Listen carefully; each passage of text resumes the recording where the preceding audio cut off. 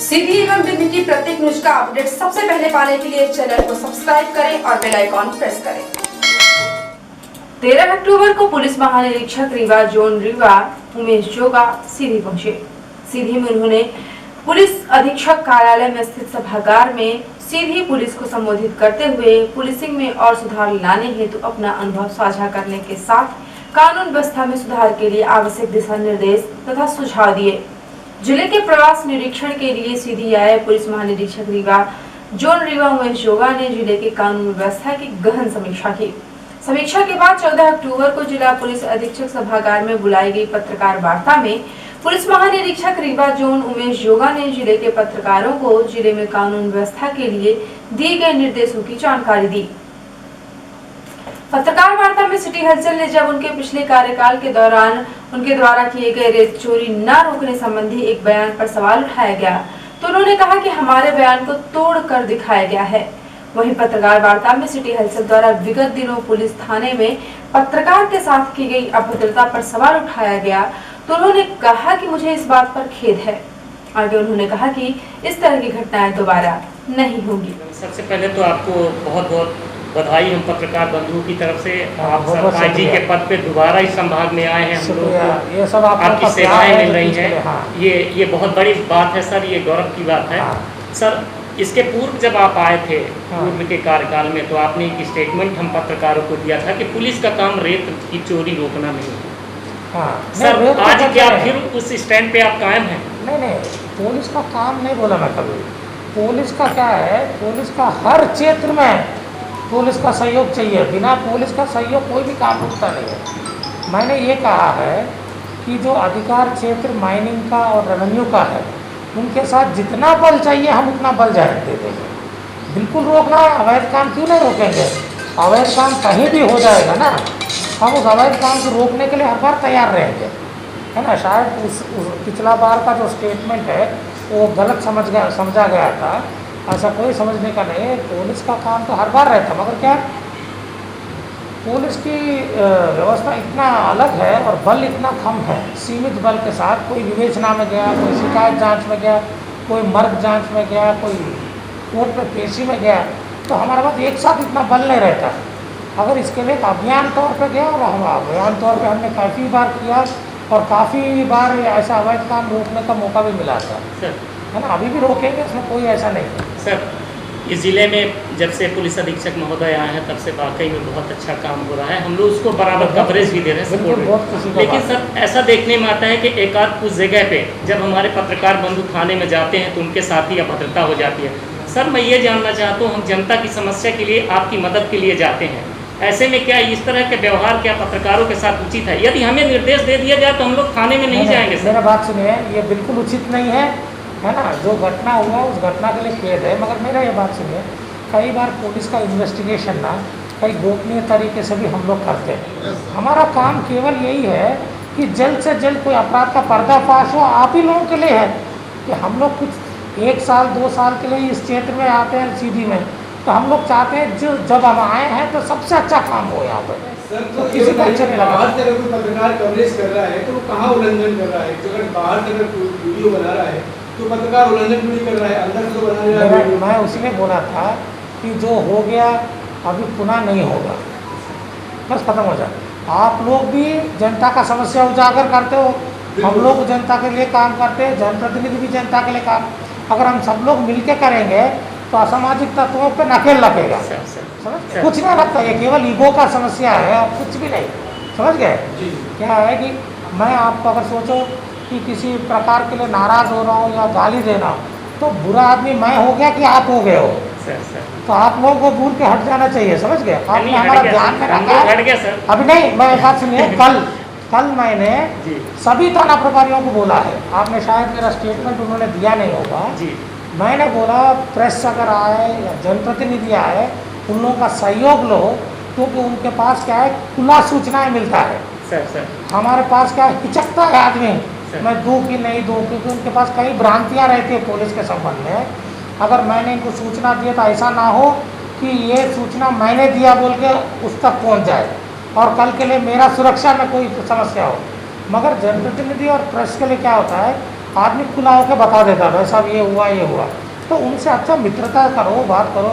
मैं लेकिन सवाल तो ये होता है सर, और भी पत्रकार तो बनाते हैं, और भी थानेदार हैं, और भी दरोगा हैं, कभी किसी को कोई आपत्ति नहीं आई, सिर्फ राजेश पांडे द्वारा जो है अभी एक पत्रकार नहीं कई पत्रकारों के साथ बदसलूकी ठीक है। अभी क्या है, पुलिस अधीक्षक को बुला कर समझाएंगे और मैं भी उसको अभी बुला कर समझा दूँगा, बस हो गया। आगे नहीं होगा, मैंने बता दिया, खत्म हो गया, इसको यही भूल जाए। मध्य प्रदेश के पूर्व नेता प्रतिपक्ष अजय सिंह आज कमलनाथ के साथ मुरैना जिले के सुमावली में कांग्रेस प्रत्याशी अजय सिंह कुशवाहा के समर्थन में आयोजित चुनावी सभा में पहुंचे। उन्होंने कहा कि यहां की जनता ने अपने कीमती वोटों से कांग्रेस की सरकार बनाई थी। उस दौर में कांग्रेस को सत्ता सौंपी थी जब पूरा प्रदेश मामा के झूठे वादों से थक चुका था। पूरा प्रदेश जान गया था कि मामा का असली चेहरा क्या है, लेकिन हुआ क्या? जिसे आपने चुना था उस ईरल सिंह कंसाना ने चंबल की रेत, अवैध शराब और टोल प्लाजा बेचते बेचते आपका वोट भी बेच दिया। वे कांग्रेस को बेचकर अब भाजपा के उम्मीदवार बन गए हैं। अब जनता की बनाई सरकार छल कपट से चली गई, तो अब आपका ये फर्ज बनता है कि दोबारा कमलनाथ और कांग्रेस की सरकार बनाएं। आगे अजय सिंह ने कहा कि पहले सिंधिया कहते थे कि टाइगर भी जिंदा है, अब उन्होंने कहा कि मैं काला कौवा हूँ। कौवे के बारे में आप सभी जानते हैं। सिंधिया को टाइगर से कौवा बने अभी कुछ ही दिन हुए हैं। अब चुनाव के बाद क्या बनेंगे यह समय बताएगा। पूरा प्रदेश थक गया था मामा के झूठे वादों से। पूरा प्रदेश समझने लगा था कि मामा का असली चेहरा क्या है। और 2018 में कांग्रेस पार्टी की सरकार आदरणीय कमलनाथ जी के नेतृत्व में दी। लेकिन हुआ क्या? जो यहां के विधायक थे ऐदल सिंह कंसाना जी, जिनका नाम अभी तक किसी ने लिया नहीं, वो ऐदल सिंह कंसाना मेरे राज्य मंत्री हुआ करते थे जब मैं पंचायत ग्रामीण विकास मंत्री था। और कंसाना जी की एक बड़ी खूबी थी कि जैसे विधानसभा चालू हो और जिस दिन प्रश्नकाल हो उसके एक दिन पहले अधिकारियों के साथ ब्रीफिंग के लिए मैं कहता था कि भाई राज्यमंत्री जी आप आ जाओ, कल विधानसभा में है अपना प्रश्नकाल, आप भी 2-4 प्रश्नों का उत्तर दे दो। तो कहते थे जी भैया मैं हाजिर हो जाऊंगा। लेकिन शाम को फोन आए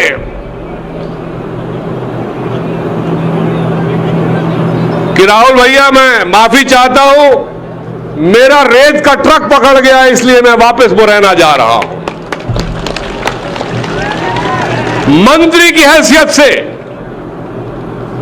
और आज तक उनका चरित्र नहीं बदला है। ये वही कंसाना जी हैं जिन्होंने कांग्रेस पार्टी को बेचकर आज भारतीय जनता पार्टी के उम्मीदवार बने। इन्होंने क्या नहीं बेचा? चंबल की रेत बेची, अवैध शराब बेचते हैं, टोल प्लाजा बेचते हैं, और यदि मैं कहूं वो कम है, मुरैना और चंबल का सबसे बड़ा माफिया का ग्रोह कौन है? वो ऐदल सिंह कंसाना है। और ये ऐदल सिंह कंसाना आपके वोट के आधार पर चुनाव नहीं लड़ रहा है, वो तो खरे खुलेआम कह रहा है ये 5 गांव चैना और अन्य जहां पर अल्पसंख्यक समुदाय के लोग रहते हैं, मैं वहां पर उनके कब्जा कर लूंगा, वोट डलवाऊंगा। वो खुलेआम कहता है कि मैं पुलिस के बल पर, सरकार के बल पर वोट डलवा लूंगा। अरे भैया जनता जनार्दन आप हो, वोट का अधिकार आप में है, किसी दूसरे का अधिकार नहीं है। यदि एक दफे आपने कांग्रेस पार्टी की सरकार बनाई और वो छल कपट से गई, तो हमारा फर्ज बनता है भाइयों दोबारा कमलनाथ जी को मुख्यमंत्री बनाने का, दोबारा कांग्रेस पार्टी की सरकार बनाने का।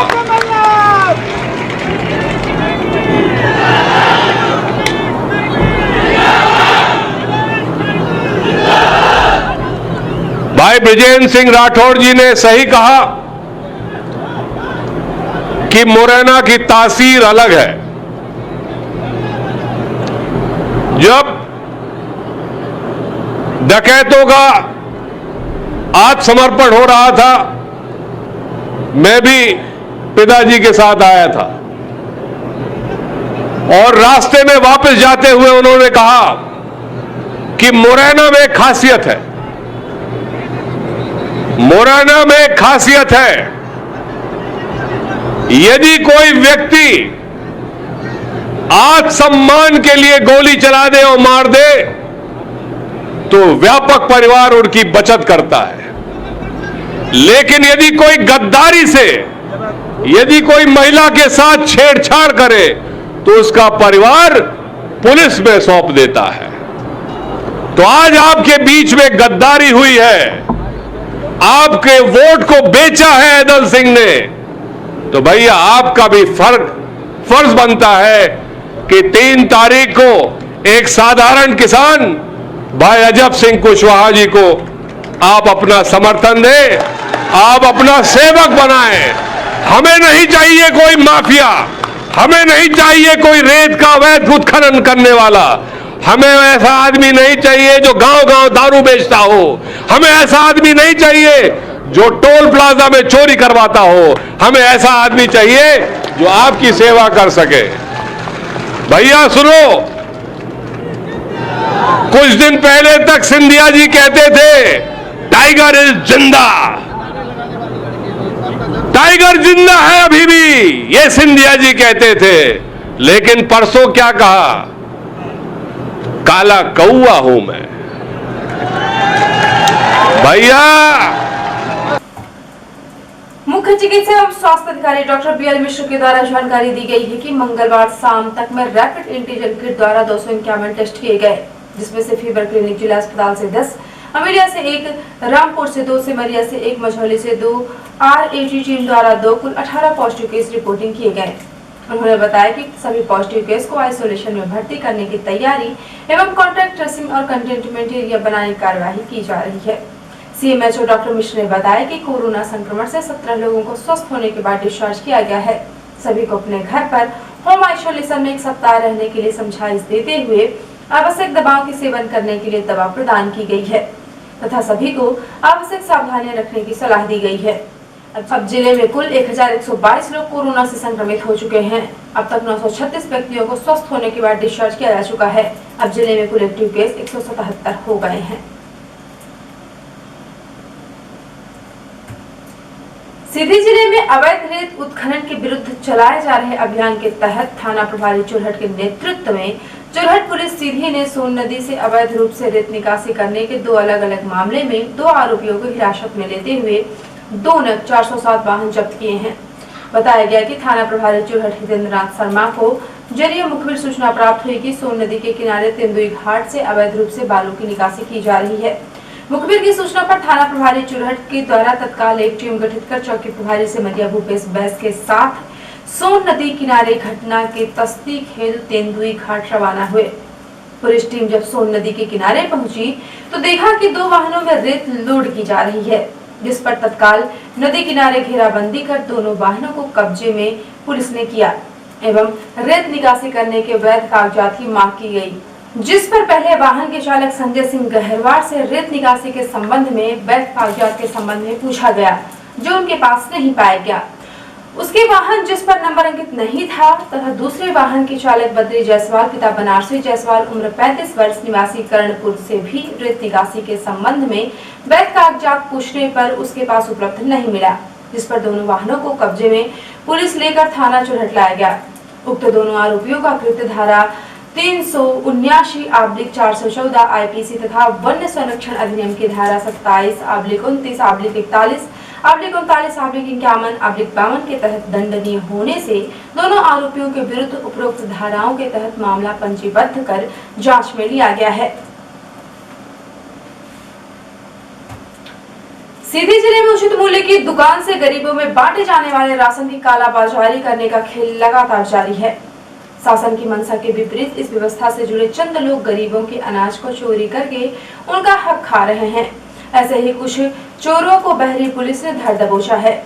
बताया गया कि रात्रि गश्त के दौरान थाना प्रभारी बहरी को मुखबिर से सूचना मिली है कि ग्राम देवगमा में सहकारी समिति के विक्रेता ब्रिज किशोर जायसवाल उर्फ पप्पू निवासी पुरानी बहरी गरीब हितग्राहियों को वितरण किए जाने वाले अनाज गेहूं रात्रि में कालाबाजारी करते हुए शिवनाथ साहू निवासी अमरीहा को बेच रहे हैं तथा शिवनाथ साहू पिकअप वाहन क्रमांक MP 53G3525 में लाद कर पिकअप चालक संतोष के साथ ले जाने वाला है। थाना प्रभारी बहरी द्वारा उक्त सूचना तत्काल पुलिस अधीक्षक महोदय सीधी को दी गई, जिस पर पुलिस अधीक्षक महोदय ने तत्काल कार्रवाई करने के लिए आदेशित किया।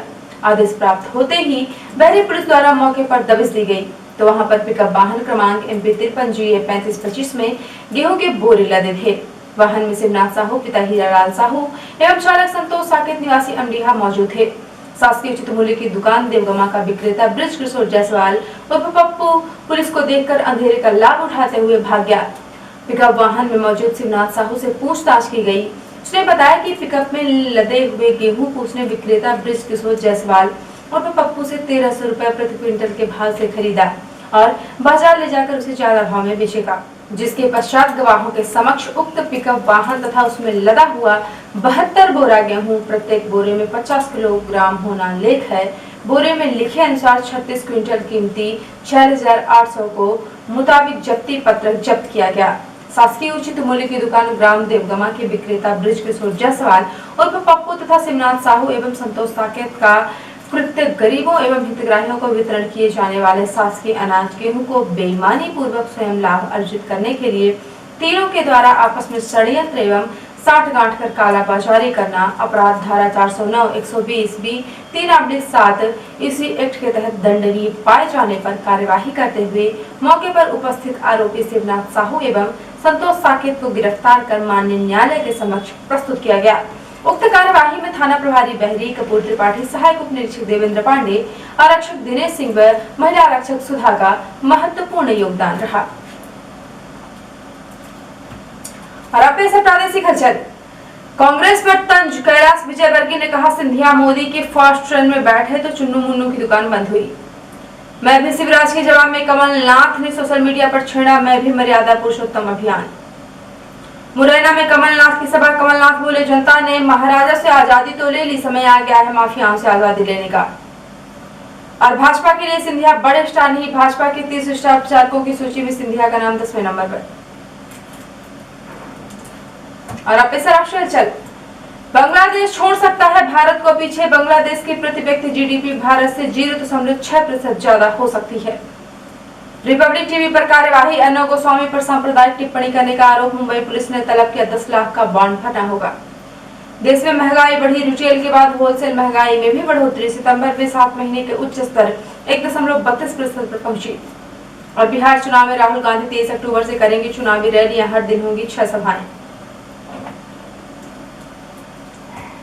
और अब से प्रमुख हलचल, विगत दिनों पुलिस द्वारा थाने में पत्रकार के साथ की गई अभद्रता पर पुलिस महानिरीक्षक रीवा उमेश जोगा ने खेद जताया, कहा कि इस तरह की घटनाएं दोबारा नहीं होंगी। सिंधिया पहले अपने को टाइगर और अब काला कौवा कहने लगे, चुनाव के बाद क्या कहेंगे, छल कपट से गिराई गई कांग्रेस की सरकार जनता द्वारा बनाएगी, कहा पूर्व नेता प्रतिपक्ष अजय सिंह ने। जिले में फिर मिले 18 नए कोरोना संक्रमित मरीज, 17 व्यक्तियों ने जीती कोरोना से जंग, जिले में पूरे केस हुए 177। चुरहट पुलिस की बड़ी कार्यवाही, अवैध रूप से बालू निकासी करने के 2 अलग-अलग मामलों में आरोपी को लिया हिरासत में, 2 वाहनों को किया जब्त। और शासकीय उचित मूल्य की दुकान से गरीबों में बांटे जाने वाले राशन की कालाबाजारी करते 3 आरोपियों को बहरी पुलिस ने धर दबोचा, 72 बोरा गेहूं किया जब्त।